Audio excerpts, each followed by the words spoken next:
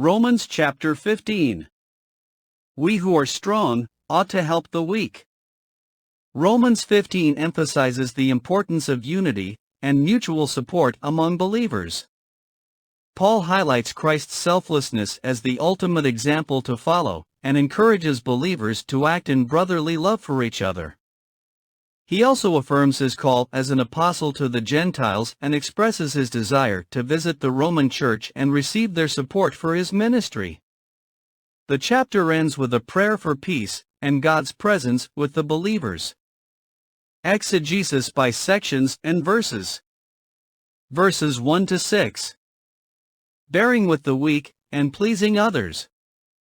In these verses, the Apostle Paul addresses the strong believers in Rome, encouraging them to be patient and considerate towards those who are weaker in faith.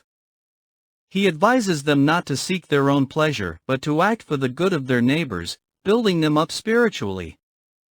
Paul points to Christ as the ultimate example of selflessness and quotes from Psalm 69 verse 9 to emphasize Christ's sacrificial nature.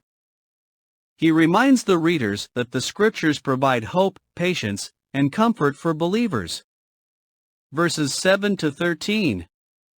Receiving one another, as Christ received us. Paul continues by urging the believers in Rome to receive one another in the same way that they were received by Christ. He emphasizes that Christ's ministry extends both to the Jews and the Gentiles, fulfilling the promises made to the fathers, who were the patriarchs.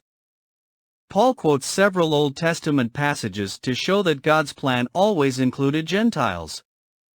He prays that God, the source of hope, would fill the believers with joy, peace, and hope, through the power of the Holy Spirit. Verses 14 to 21.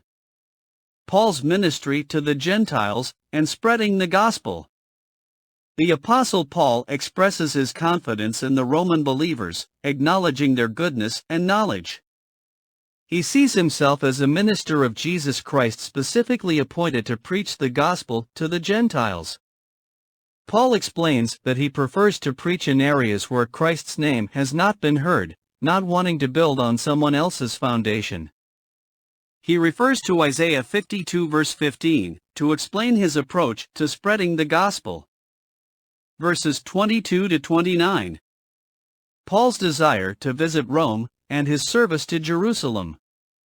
Paul explains that he has been hindered from visiting the church in Rome, but hopes to do so on his way to Spain.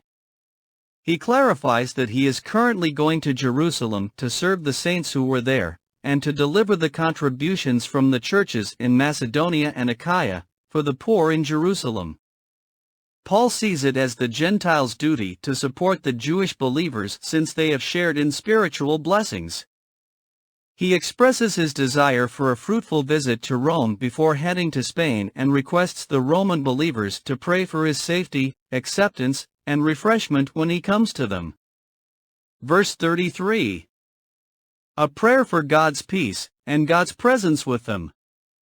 Paul concludes with a prayer for the God of peace to be with all the believers in Rome. Overall summary. Romans 15 emphasizes the importance of unity and mutual support among believers regardless of their level of spiritual maturity. Paul highlights Christ's selflessness as the ultimate example to follow, and encourages believers to act with brotherly love for each other. He also affirms his call to be an apostle to the Gentiles, and expresses his desire to visit the church in Rome, and to receive their support in his ministry. The chapter ends with a prayer for peace and God's presence with the believers in Rome.